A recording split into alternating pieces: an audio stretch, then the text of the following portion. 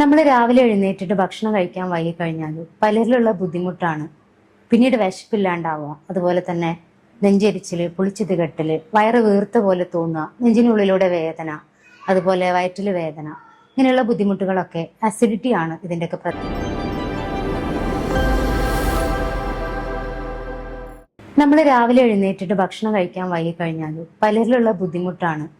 പിന്നീട് വിശപ്പില്ലാണ്ടാവുക, അതുപോലെ തന്നെ നെഞ്ചെരിച്ചില്, പുളിച്ചു തികട്ടല്, വയറ് വീർത്ത പോലെ തോന്നുക, നെഞ്ചിനുള്ളിലൂടെ വേദന, അതുപോലെ വയറ്റില് വേദന, ഇങ്ങനെയുള്ള ബുദ്ധിമുട്ടുകളൊക്കെ അസിഡിറ്റി ആണ് ഇതിൻ്റെയൊക്കെ പ്രധാന കാരണങ്ങളായിട്ട് വരുന്നത്.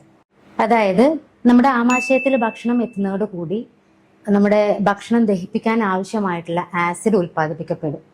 സാധാരണഗതിയിൽ ഇത് ഒരു കറക്റ്റ് ബാലൻസ്ഡ് ആയിട്ടുള്ള ഒരു അളവിലാണ് ഉൽപ്പാദിപ്പിക്കപ്പെടുന്നത്. എന്നാൽ നമ്മുടെ ചില ഭക്ഷണശീലങ്ങൾ, ചില അസുഖങ്ങൾ, മദ്യപാനം, പുകവലി തുടങ്ങിയ ശീലങ്ങളൊക്കെ ഉള്ളവരിൽ ഇത് കുറച്ച് കൂടുതലായിട്ട് ഉൽപ്പാദിപ്പിക്കപ്പെടുന്നു. ഇത് ആസിഡിറ്റി എന്ന് പറയുന്ന ഒരു കണ്ടീഷനിലേക്ക് നയിക്കുന്നു. അതുപോലെ തന്നെ നമ്മുടെ ആമാശയത്തിലേക്ക് ഭക്ഷണം എത്തുന്നതോടുകൂടി, അതായത് നമ്മുടെ അന്നനാളത്തിൽ നിന്ന് ആമാശയത്തിലേക്ക് ഭക്ഷണം എത്തുന്നതിൻ്റെ ഇടയിലായിട്ട് ഒരു മസില്, അതായത് ഈസോഫാജിയൽ സ്പിഞ്ചർ എന്നാണ് അതിന് പറയാം. ആ മസില് അന്നനാളത്തിൽ നിന്ന് ആമാശയത്തിലേക്ക് ഭക്ഷണം എത്തുന്നതോടുകൂടി അത് ക്ലോസ് ആവുന്നു, അതായത് ടൈറ്റായിട്ട് ക്ലോസ് ആവുന്നു. അപ്പോൾ ഇതിൽ നിന്ന് നമ്മുടെ ആമാശയത്തിൽ നിന്ന് പിന്നീട് ഭക്ഷണമോ ആസിഡോ ഒന്നും ഈ അന്നനാളത്തിലേക്ക് വരികയില്ല. എന്നാൽ ഈ നേരത്തെ പറഞ്ഞ പോലെ തന്നെ ചില അസുഖങ്ങൾ, അതുപോലെ തന്നെ ചില മദ്യപാനം തുടങ്ങിയ ശീലങ്ങൾ, ചില ഭക്ഷണ രീതികളിലൂടെ ഈ മസില് ചെറുതായിട്ടൊന്ന് ലൂസ് ആവുന്നുണ്ട് പല ആളുകളിലും. അതുമൂലം തന്നെ ഈ ആമാശയത്തിൽ നിന്നുള്ള ഭക്ഷണവും അതുപോലെ തന്നെ ഈ ആസിഡ് മിക്സൊക്കെ അന്നനാളത്തിലേക്ക് കുറച്ച് കയറി വരുന്ന ഒരു സ്ഥിതിയാണ് ആസിഡ് റിഫ്ലക്സ് എന്ന് പറയുന്നത്. നമ്മുടെ ആമാശയത്തിലെ ആവരണം, അതായത് അതിന്റെ കോട്ടിങ്, ഈ ആസിഡിനെ ചെറുക്കാൻ പാകത്തിലാണ് ഉണ്ടാക്കിയിട്ടുള്ളത്. എന്നാൽ നമ്മുടെ അന്നനാളത്തിലെ ആവരണത്തിന് അത്രയും കപ്പാസിറ്റി ഇല്ലാത്തതുകൊണ്ട് ആമാശയത്തിൽ നിന്ന് ആസിഡോ അല്ലെങ്കിൽ നമ്മുടെ ഈ ഭക്ഷണത്തിന്റെ മിക്സോ കുറച്ച് കയറുമ്പോൾ തന്നെ അതൊരു പ്രത്യേക നെഞ്ചെരിച്ചില്, അതുപോലെ നെഞ്ചുവേദനയൊക്കെ അനുഭവപ്പെടുന്നു. ഇതാണ് ആസിഡ് റിഫ്ലക്സ് എന്ന് പറയുന്നത്. ഇനി എന്തൊക്കെയാണ് ഈ അസിഡിറ്റി അല്ലെങ്കിൽ ആസിഡ് റിഫ്ലക്സിന്റെ ഒക്കെ കാരണങ്ങൾ, എങ്ങനെ നമുക്ക് ഇതൊക്കെ ഒന്ന് കുറച്ചു കൊണ്ടുവരാം എന്നൊക്കെയാണ് ഇന്നത്തെ വീഡിയോയിൽ ഉൾപ്പെടുത്തിയിട്ടുള്ളത്. ഞാൻ doctor Munshida, senior consultant Olive homoeopathy, Keezhisseri, Malappuram. പലരിലും അസിഡിറ്റി ഉണ്ടാക്കുന്നത് പല പല കാരണങ്ങളാണ്. അതായത് മെയിൻ ആയിട്ട് വരുന്ന ഒരു കാരണം എന്ന് പറയുന്നത് കൃത്യമായിട്ടുള്ള ഒരു ഭക്ഷണ സമയമില്ല എന്നുള്ളതാണ്. അതായത് ഇപ്പോൾ കോളേജിൽ പഠിക്കുന്ന കുട്ടികളായാലും അതുപോലെ നമ്മൾ ജോലി ചെയ്യുന്നവരായാലും ഭക്ഷണം രാവിലെ സ്കിപ്പ് ചെയ്യുക അല്ലെങ്കിൽ ഭക്ഷണം രാവിലെ ഒഴിവാക്കുന്ന ഒരു ശീലമുള്ളവരുണ്ട്. അങ്ങനെയുള്ളവരിൽ ഈ ആസിഡ് ആ കൃത്യസമയത്ത് ആസിഡ് രൂപപ്പെടുകയും അത് കൂടുതലായിട്ട് നമ്മുടെ ആമാശയത്തിൽ കടന്നു കഴിഞ്ഞാൽ പുണ്ണ്, അൾസർ തുടങ്ങിയ പ്രശ്നങ്ങളൊക്കെ ഉണ്ടാവാനും സാധ്യതയുണ്ട്. അതുപോലെ കൂടുതൽ മസാലകൾ അടങ്ങിയ ഭക്ഷണങ്ങൾ നമ്മൾ കഴിക്കുന്നതോടുകൂടി ഈ വയറ്റിൽ പുണ്ണുള്ളവർ അല്ലെങ്കിൽ ഇതുപോലെ അസിഡിറ്റി ഉള്ളവരിലൊക്കെ കൂടുതലായിട്ട് വയറുവേദനയൊക്കെ കാണാറുണ്ട്. അതായത് കൂടുതലും ഈ ചുമന്ന മുളക്, റെഡ് ചില്ലി നമ്മൾ മസാലകളിൽ ഉപയോഗിക്കുന്നവരിലാണ് ഇത് കൂടുതലായിട്ട് കാണുന്നത്. അതിന് പകരം നമ്മൾ കുരുമുളക് പൊടി ഉപയോഗിക്കുകയാണെങ്കിൽ അത്ര തന്നെ ബുദ്ധിമുട്ട് കാണാറില്ല.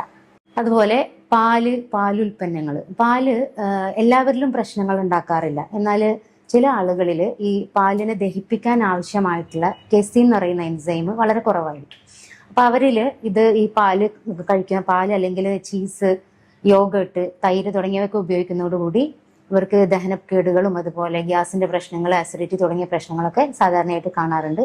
അവരിങ്ങനെയുള്ള ഭക്ഷണ പദാർത്ഥങ്ങൾ ഒഴിവാക്കുന്നതാവും നല്ലത്. അതുപോലെ സ്ട്രെസ് മിക്കവാറും ആളുകളിൽ അസിഡിറ്റിക്ക് കാരണമാവാറുണ്ട്. അങ്ങനെയുള്ളവര് ഈ യോഗ അല്ലെങ്കിൽ മെഡിറ്റേഷൻ അല്ലെങ്കിൽ ഒരു ചെറിയ എക്സസൈസ് ഒക്കെ ചെയ്ത് അങ്ങനെയുള്ള ബുദ്ധിമുട്ടുകളിൽ നിന്നൊക്കെ മാറി നിൽക്കുക. പുകവലി, മദ്യപാനം തുടങ്ങിയവയൊക്കെ അസിഡിറ്റി വളരെയധികം കൂട്ടുന്നതായിട്ട് കണ്ടുവരുന്നുണ്ട്. അതുപോലെ പകലുറങ്ങുന്നവരിൽ അസിഡിറ്റി കൂടുതലായിട്ട് കാണുന്നുണ്ട്. അതുകൊണ്ട് പകലുറക്കം പറ്റുമെങ്കിൽ ഒഴിവാക്കുന്നതാവും നല്ലത്. അതുപോലെ ചോക്ലേറ്റ്, ചായ, കാപ്പിയൊക്കെ കൂടുതലായിട്ട് ഉപയോഗിക്കുന്നവരിലും ഈ ഒരു അസിഡിറ്റിയുടെ പ്രശ്നം വളരെയധികം കാണുന്നുണ്ട്.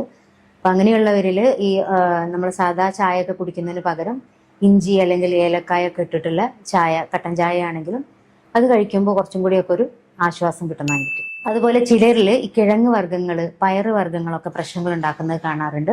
അപ്പൊ അങ്ങനെയുള്ളവര് ഈ പകൽ സമയം അല്ലെങ്കിൽ നമ്മൾ വേവിച്ച ഉടനെ തന്നെ ഈ ഭക്ഷണങ്ങൾ കഴിക്കാൻ ശ്രദ്ധിക്കുക. അതൊന്ന് തണുത്ത ശേഷം അല്ലെങ്കിൽ വൈകുന്നേരങ്ങളിൽ രാത്രികളിലൊക്കെ ഇങ്ങനെയുള്ള ഭക്ഷണങ്ങൾ ഒഴിവാക്കുന്നതാണ് വളരെയധികം നല്ലത്. അതുപോലെ സിട്രസ് ഫ്രൂട്ട്സ്, അതായത് കൂടുതൽ പുളി അടങ്ങിയ പഴങ്ങൾ, മുസമ്പി പോലത്തെ പഴങ്ങളൊക്കെ കഴിവതും ഒഴിവാക്കുക. അല്ലെങ്കിൽ രാത്രി കാലങ്ങളിൽ വൈകുന്നേരങ്ങളിലൊക്കെ ഇങ്ങനെയുള്ള പഴങ്ങൾ ഒഴിവാക്കുന്നതാണ് നല്ലത്.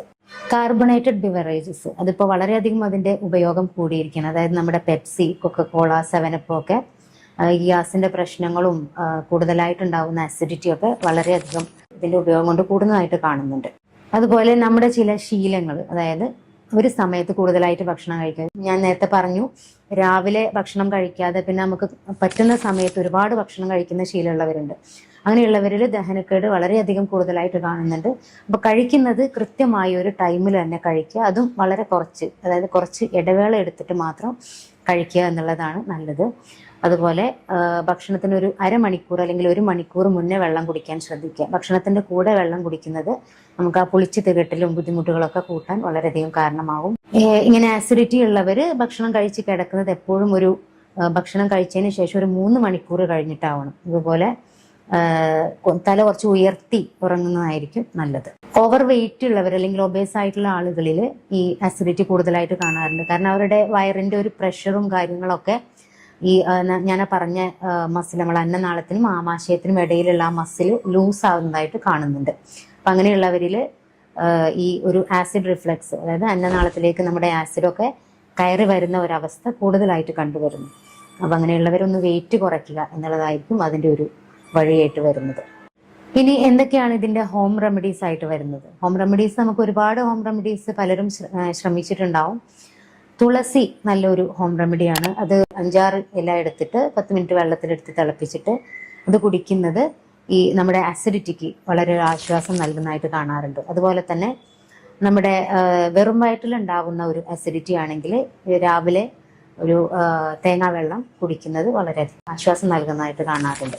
പാല്, അതായത് തണുത്ത പാല് പ്രശ്നമില്ലാത്ത ആളുകളിൽ സിപ്പായിട്ട്, അതായത് നമ്മൾ ഏത് വെള്ളമാണെങ്കിലും നമ്മൾ കുടിക്കുന്നത്, ഏത് വെള്ളമാണെങ്കിലും അത് ഒറ്റയടിക്ക് കുടിക്കാതെ സിപ്പായിട്ട് കുടിക്കുന്നത് വളരെയധികം നല്ലതായിരിക്കും. അത് നമ്മുടെ ഈ വയറിന്റെ ദഹന പ്രശ്നങ്ങൾക്ക് അങ്ങനെ കുടിക്കുന്നതാണ് നല്ലത്.